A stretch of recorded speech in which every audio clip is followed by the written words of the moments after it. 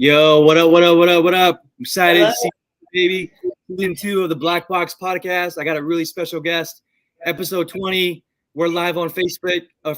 We're live on LinkedIn. We're live on YouTube. I'm really excited to have Coach Ty on here. First guest, season 2 of the podcast where I highlight Sacramento area entrepreneurs, people that are doing amazing work in the community, people that are friends of mine, and people that are just like doing really, really sick stuff. So I'm excited to have another fitness professional on here so I could have her talk about her gym business, her fitness business. I mean, she's been in the game for a long time. So for me, it's someone that's a fitness professional. I'm super fired up to talk about fitness and business and entrepreneurship. What's up, Coach Ty? How you doing? I'm doing great. I've been in the game a long time. That's your way of calling me old. I got it. No, not at all. Not at all. You've you're wise. You got it going on, and I love it. I love talking to people like you. You know, Coach Ty, you've been in the game since what, 2009, you were saying? 2003, I started as a personal trainer. I got my degree in 2001, sports medicine. I started personal training in 2003. Started CrossFit in 2009. Yeah. Started CrossFit in 2009. You've been in the game since 2003. You know, how has your mindset evolved? You know, from 2003, that was even kind of before CrossFit to now CrossFit's obviously really high. I don't really want to talk about so much about CrossFit, but like, how has your methodology, your mindset, how has it evolved from 2003 to almost 20 years later of being in fitness? I mean, the learning curve is steep, right? And that's one thing. I literally just did a talk about this at Sac State. I talked about being willing to change and being willing to change your mind about the things that you know, because it all changes. Like in 2003, nobody was squatting below parallel, right? I didn't even, none of my clients were going on a platform whatsoever or using a barbell. It just wasn't a thing, quote unquote functional training using a BOSU ball and bands and doing all these crazy multi-directional movements and everything. So it's really evolved. And even so, I really rode the wave of CrossFit and really got deep into that. And then I've also pulled back a little bit from that and being like, look, like there's a better way to do that now. And that's the way I promote my business now, is just a better way to do CrossFit. I love everything there and I love everything that I've learned, but I also had a better foundation going into CrossFit. So I feel like my sports medicine background, my personal training background blended with what I've learned through CrossFit.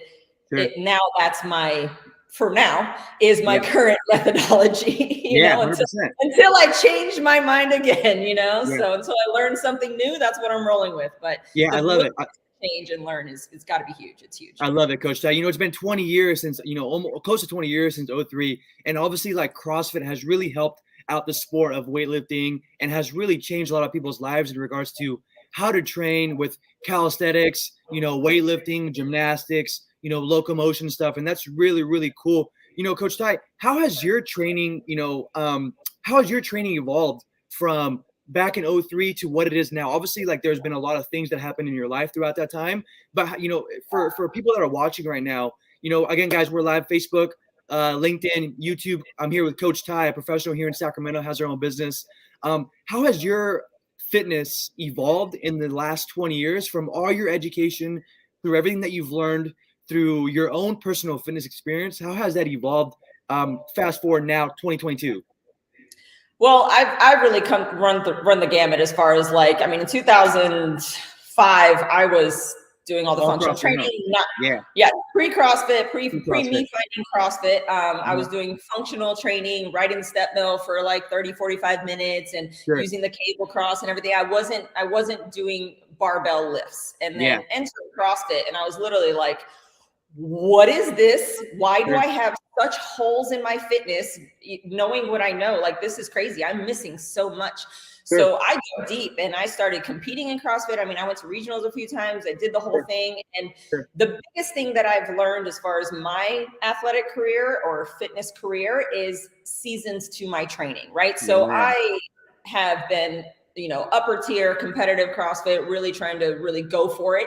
And then I've also had a kid, had a family, built a business. And the biggest thing that I've learned is just, hey, like there's seasons to my fitness, seasons to my training. I have to give and take, and I have to be able to, carry the balls of family and business and let go of the ball of fitness for a while. And then when I'm ready to pick up that ball of fitness again, I will, but I have to be willing to put down another ball. And that's one of the biggest things I try to relay to clients as well, is like, if you try to do it all, you're going to do it all pretty poorly. But 100%. if you really want to do something well, then you have to be willing to give and take a little bit. So 100%. yeah, I've put aside the fitness ball for a couple of years now in order to pick up this business ball. But now the goal for 2022 is to let the pendulum swing back, and for me to be able to devote a little bit more time to my fitness, because it really is really important to me. And I want to get back to the strength numbers that I was at a couple of years ago. So totally right. That's awesome. You brought up a really awesome, amazing point. You know, fitness is something for me personally has kept me grounded.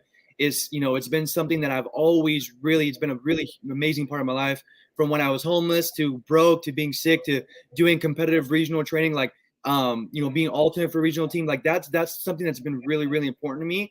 And now that, I'm out of that competitive stage, going into training or exercising just for longevity and sustainability, that's something that's really important to me. You know, Coach Tyson said something really important is, seasons and having a balance and juggling family life. And there's just so much stuff that goes into entrepreneurship that sometimes people aren't aware of.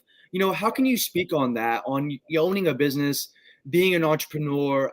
Your website's really, really nice with all these different programs, all these different facets that people can go to and to learn more about. You put a lot of content out on Instagram through, audio, reels, videos, carousels, all these different educational stuff.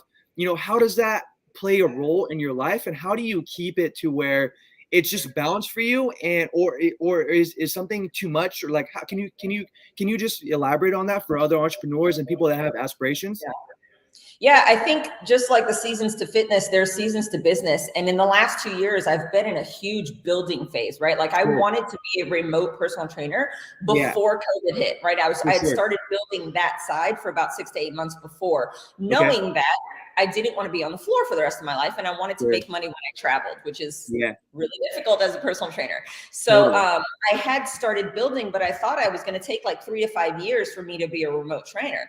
Entering COVID, and I got swept into the tidal wave of having to create this business on the fly, right? So for the past 2 years, it has been build, create, like figure out who I'm talking to, figure out what I want to say. And it has not been a balance. And I don't really think there will be a full balance, right? Like this is my baby right now. I need to build it.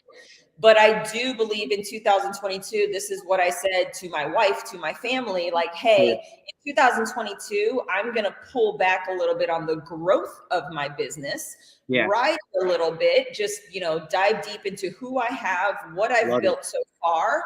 And instead of building wider, I'm just going to go deeper so that I can create a little bit more space for family, for travel, for my fitness, for, 100%. Just come up and breathe a little bit, because it has been like having a newborn at home for the last 2 years. So, you're right. So again, just seasonalities, being able to allow what needs to happen, and being able to, really just give it your all for that time that you have allotted. You gotta dive in. You can't just do anything half-ass, right? I get you. You're totally correct. I looked at a piece of content recently of yours that something along the lines of you couldn't sleep for about 3 nights because you were like, so like your mind was kind of racing and you're like, am I doing enough? Right? Like for you, Coach Ty, what is enough for you? Do you know what that is, or are you still learning? What is that? I've talked to my therapist about this, because man, I'm telling you, like, this is hard. Entrepreneurship. It's really hard. It peels back layers. It makes you see sides of you that you didn't know existed, sides 100%. Of other people, sides, you think you want something, and then you get in there and you're like, I don't know if I can do this. Like it's really hard. So one of the things I talked to my therapist, it's hard. One of the things I talked to my therapist about was not having been faced with these emotions before. Like I did really well in sports growing up. I did really well in college. I picked a major that I was good at. I picked a profession that I've been good at. Like I have the personality for it, the knowledge, the science, like I have the things. And then enter in this remote business along with, everything that happened with COVID and the election and Black Lives Matter and everything, it's like the last 2 years have really brought up a lot more on the emotional side of me, 100%. which I'm not used to.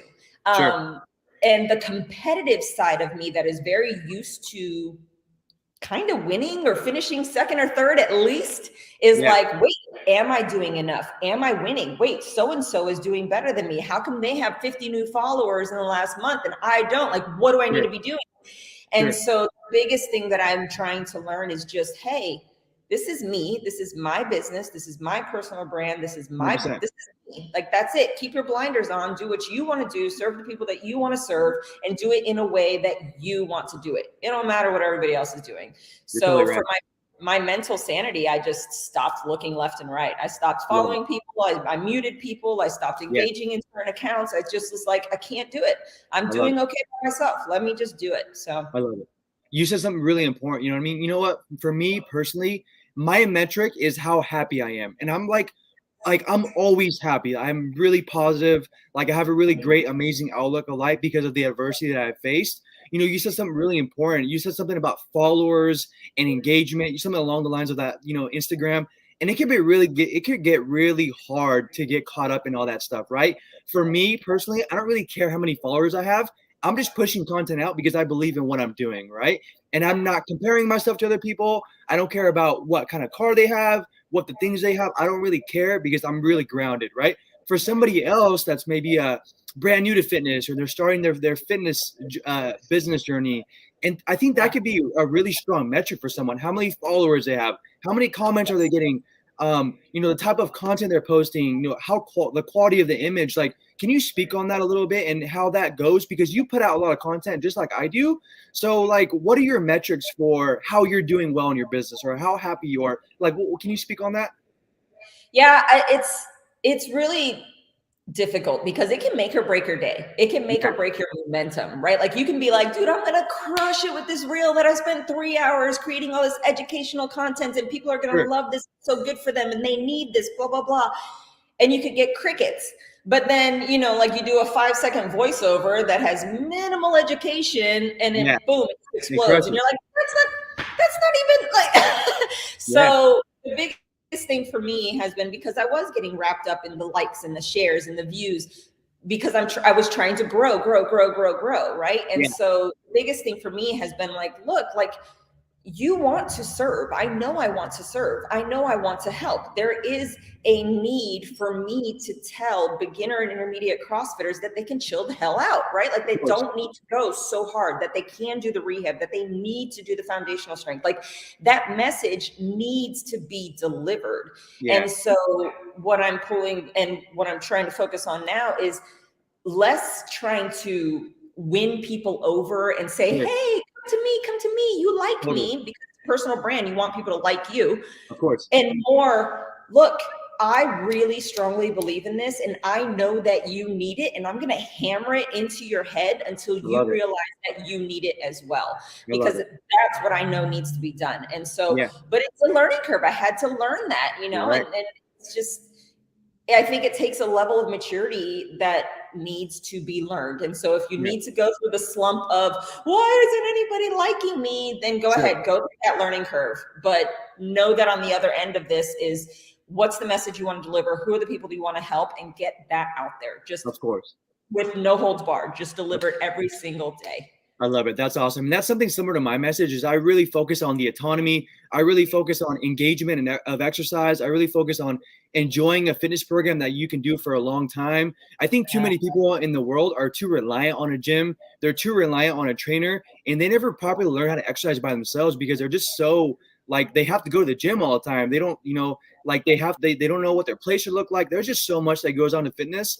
And for me, I love coaching people on autonomy because it's really important to me. You know, you said something really important too, Coach Ty, marketing.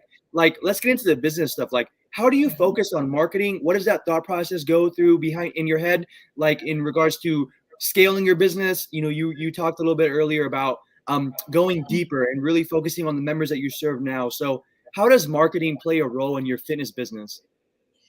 Well, it's everything, right? If people don't know that you're here, they don't know that you have anything to, you know, anything to offer. So you have to put yourself out there. Like you can't hold back on that. Like you gotta post something. You have to find some type of platform and you gotta do it, right? Yeah, because everyone's a trainer now. Everyone's a trainer, right?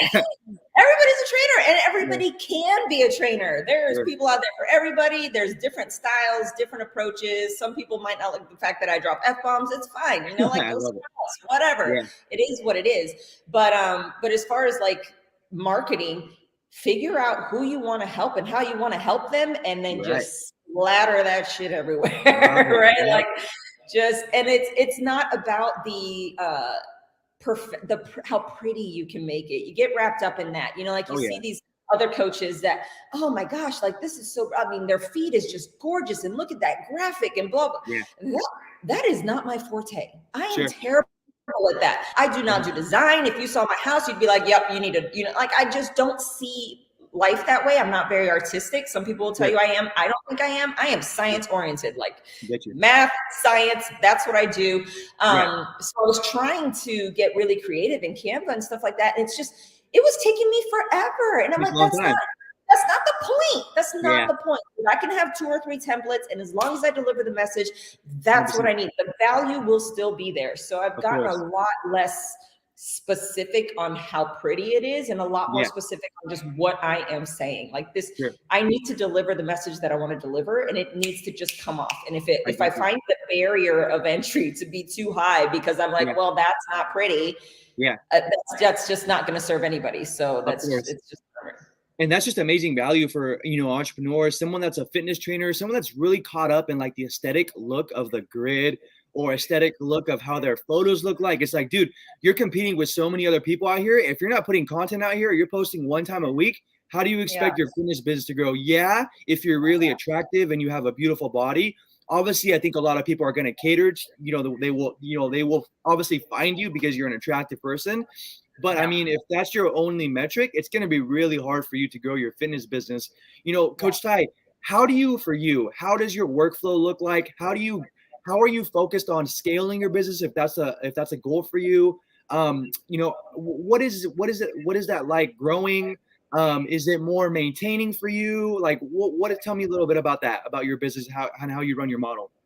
Yeah, I mean, the last couple of years has been a very big, like just establishing myself as a remote trainer and what my business is going to look like. Like, what are my offers? Who am I serving? What is, you know, because I just got thrown into it, right? Like I didn't have time to figure that out. And so I thought I wanted to serve CrossFitters and injured CrossFitters and provide, you know, supplemental programming. And then I went to, okay, no, I want to help, you know, like anybody with injuries and focus on the one-on-one. And then I created this focus program, which is for beginner intermediate CrossFitters.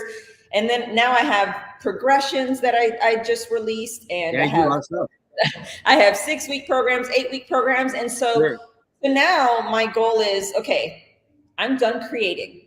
Like I don't mean to cut you off. You already have an amazing amount of programs, which is really cool. So you don't have to really worry about that so much, because someone can go to your website, and if they cater or if they resonate with your message, they could purchase, and that's a sale for you, which is really cool, right? You've provided the value, you've done all the hard work. It's already on your website.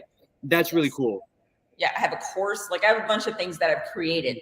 The problem with creating all those things is people have to know they're there, right? I have to sell those things. So that's the goal to 2022 is, all right, I'm done creating all these things. I know who I want to help now. I know how I want to help. Like everything is buttoned down. And now in 2022, it's just letting people know what I have. I need to spend less time building things. That takes a long time, right? So less time building things and more time going deep on the clients that I currently serve. How better can I provide for them? You know, what programs can I do within my program? I'm offering monthly calls for my focus members or all clients now.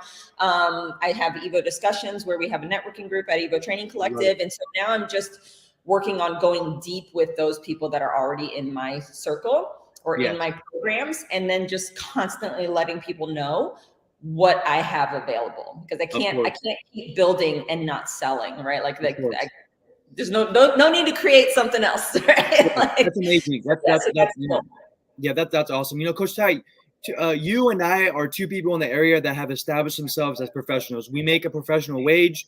Like this is our career, right? This is the shit that we're good at. You know, for somebody else, another fitness trainer that's looking to make this a career, right?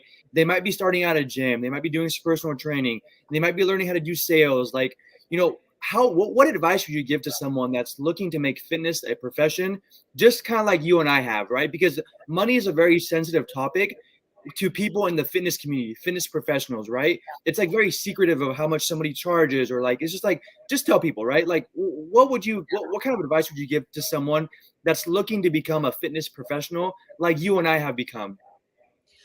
First and foremost, I would say realize that it is a personal business. Like, you have to be an approachable and likable human being. Like, you have 100%. To treat people like you actually care, which you're probably getting into this business because of that, but don't lose sight of that, right? Like, you want to help, and don't lose sight of that.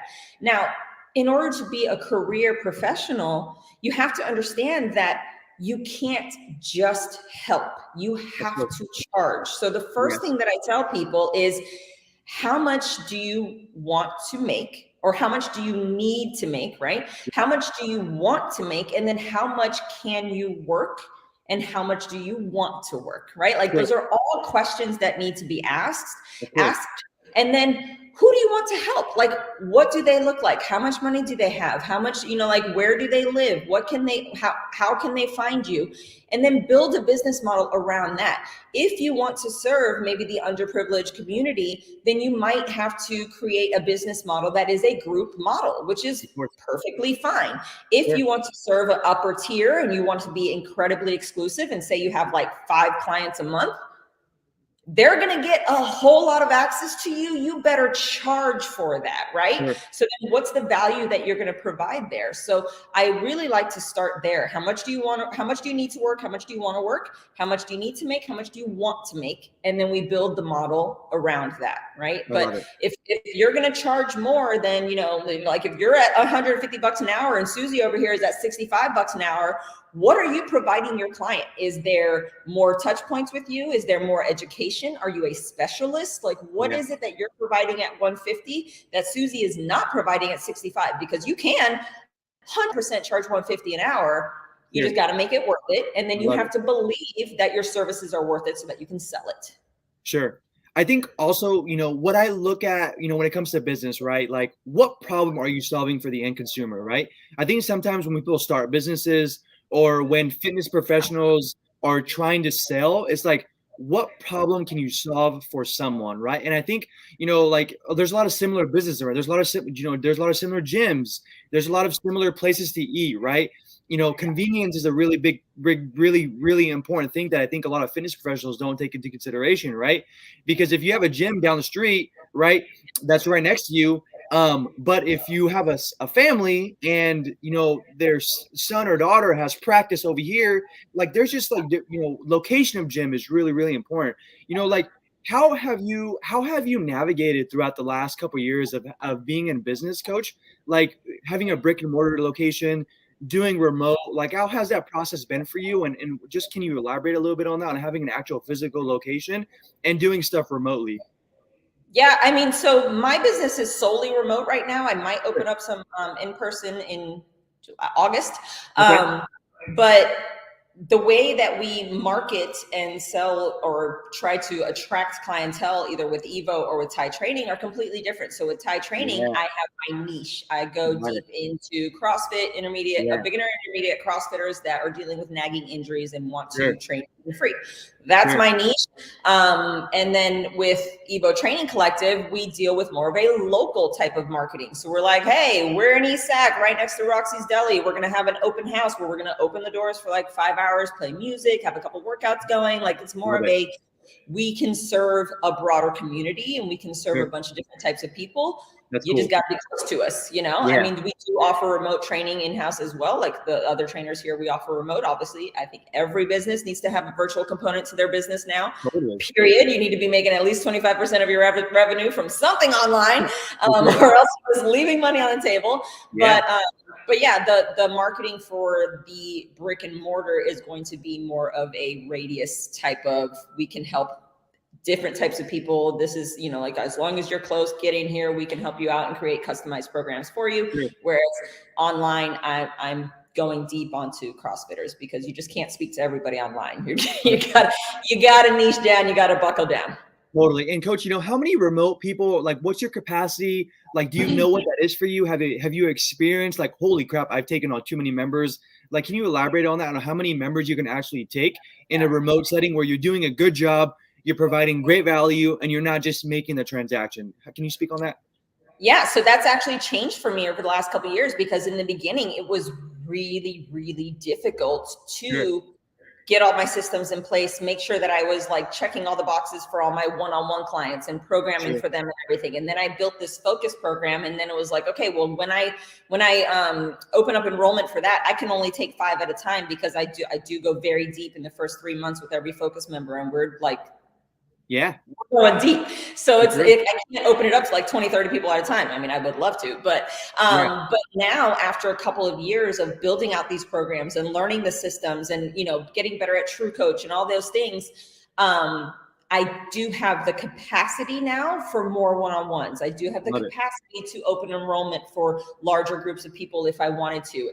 And I know that if I do, there's a pathway for me to possibly even hire a coach to help me, right? So that's a learning curve of the business as well, right? It's a trajectory, and it's just, like I've been in the weeds for a while, and now I'm coming up for air, and I'm like, okay, now I can open it up. So the goal for me is to have like 25 one-on-one clients and about 30 members within focus. So that would be me sitting pretty. This is cool. We can, kind of cool the jets a little bit on that. Of course, that's amazing. That's cool. And that's, I think having a positive, fulfilling career is really important. And I think sometimes people, especially living in America and in the fast-paced society, people get really caught up in like work and their work life. And that's really cool. It's good that you're passionate about it, right? For me, personal experience, I mean, there was months where I was making $10,000 gross. And that's a lot of money for someone that lives a basic minimalist lifestyle. But I was taking on too much work. You know what I mean? So like, you just kind of learn, and my service is mainly in person. I do virtual too, and programs and all that stuff. But my main service, I really focus on mobile in person, right? So like, I'm only one person. I don't have a team. There's only 24 hours in a day. My own sanity is really important. So like finding a balance, right, is really, really important to how much you can cater. I mean, doing solely remote, I'm not sure how that fully works, but like having 25 in person, 30 on a program, that would be a lot for me, I feel like. But that's like really cool though. You know what I mean? Like the fact that that, like that's really important, because now you could kind of adjust your business on catering towards those 25 people. And then you can really start just resonating the message to like incorporate the people that you're already coaching. So that's like amazing stuff that you do. Coach, for someone that's possibly thinking about becoming a fitness trainer or a professional fitness coach, what are some softwares, what are some programs that you utilize that make your business like the things that you need? What are some of those things?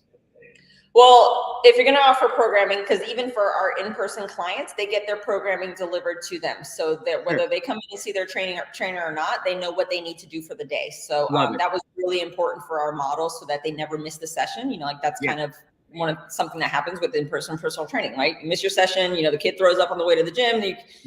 You're screwed, right? So we use True Coach for that. Some type of programming platform. Yep, love that. Coach RX is another really good one. Yep,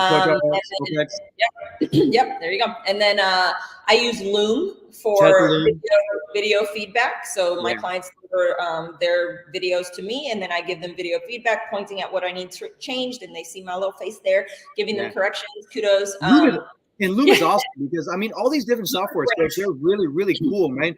I mean, I think from the end consumer, right? You wake up, you have your program already on your phone. Like whether you can make it to the gym or not, if you have a garage or somewhere you can exercise, you already have it there. Hopefully you're fired up to exercise and train because you have someone that's coaching you, which is really cool. So I'm just going to yell at you if you don't get in there. Of course. You got your workout already there for you. Loom, right? For people that are more experienced, that want more visual video feedback. It kind of feels like you're already there with the person too. You're giving them feedback on their jerks, right? On their snatch, on their gymnastics. That's really, really cool. So, shout out to Coach RX, Loom, and True Coach. Anything else that you utilize, Coach? I use Canva like crazy. I think it's really good, really easy to create any stories or flyers or promotional things, anything. I mean, if you have to be really, really not good at computers to not be able to use Canva. They make it really, really simple for you. They have templates already there for you. It's really, just copy and paste one of those templates. It's fine. And ConvertKit. I use ConvertKit a lot for, and then I built my website with Squarespace. I deliver all my digital products through Squarespace. They made it really easy to set up the whole store there and everything. So keep it super simple, super simple, right? Like it's just, and you don't even need all those things when you're starting out. So don't even let that list in your head. I didn't have any of that stuff 2 years ago, right? So it's kind of like, it's so crazy though. Like the fitness profession is evolving really, really fast. And obviously like America is usually like the first country to like, you know, like be at the top of like innovation in regards to like fitness from what I've seen, you know what I mean? So like, you know, cause CrossFit became really popular here and you see all these other countries that are like, you know, I think the Open, Europe had the most people that registered this year. Like, it's just like really growing. Right. And fitness as a profession is evolving, but it's also becoming much easier, I think, to make a professional wage, which is really amazing to see. Like it's become like, you know, a lot of people that, you know, you wouldn't really find CrossFit affiliate managers, you know, 10 years ago, right? You wouldn't really find a lot of head coach CrossFit positions available because the owner was coaching all the classes, right? It was a lifestyle business. So now a lot of these fitness facilities, a lot of these gyms are becoming very much team oriented. They're making it more accessible for people to make a professional wage, which is really amazing here. You know, Coach Ty, we've been online for 30 minutes.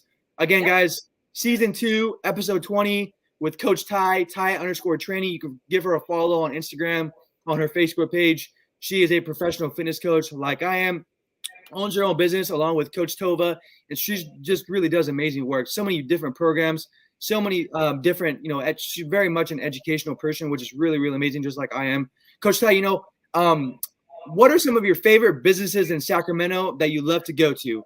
For me, Orphan Breakfast House is #1. Shout out to Orphan Breakfast House. Right there.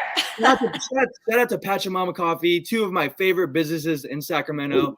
The only 2 places, and the Co-op, the only 3 places I ever usually go to. You can find me, you can either find me training my members, exercising at home, or one of those 3 places. So Coach Ty, shout out some of your favorite Sacramento businesses, since this is a Sacramento local podcast. If I do not talk about Origami Asian Grill, I will be amiss. We are there at least twice a week. Is that on Alhambra?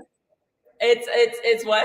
Is that on Alhambra? No, it's on Folsom. It's right next to Chocolate Fish. Right in front of One Speed. Yeah. Yeah, that place is so good. So we're there all the time. We like the House of Authentic Thai on H. Also foodies, love that. And then Fitness Rangers. I love Fitness Rangers as a gym. I love Adam. I think it's a really great place. Like I own a gym in my backyard, and I still go there to work out every once in a while. So that's amazing. Really love that place. I love it. I love it. Thank you, Coach. That's awesome. You know, Coach, as we leave the podcast, what are some business tips, some business advice that you can give to, you know, not just people in the fitness industry or not just up and coming fitness professionals, but just business people, entrepreneurship minded people in general?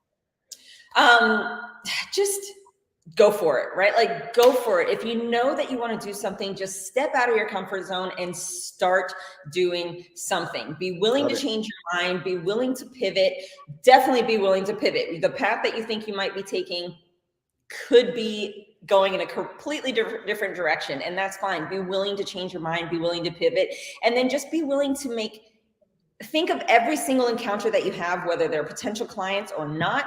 Think of every single encounter that you have with people as an opportunity, as an 100%. Opportunity for growth, as an opportunity to learn, as an opportunity to connect.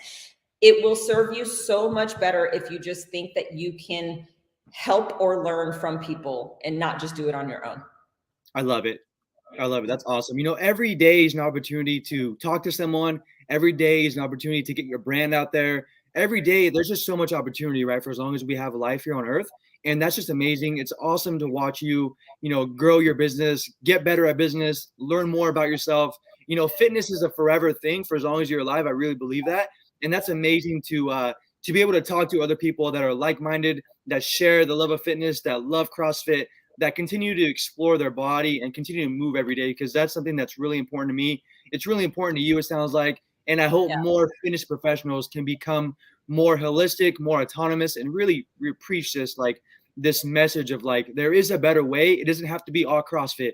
It doesn't have to be all weightlifting. It doesn't have to be all powerlifting, right? Because there is going to be a point in time where movement is just going to be your basicness. That's going to be the most important thing, movement. not barbell work, not bar muscle-ups, not walking on your hands, not clean and jerking 225. You know, as you get out of that, movement and activities of daily living are going to be really important. You know, Coach Ty, season 2, episode 20, you started off the podcast. I really appreciate you. I really hope that your business and your career continues to evolve with Coach Tovah, and that's amazing to watch you do what you do in the Sacramento community. So where can my audience find you, Coach Ty? Where are you at?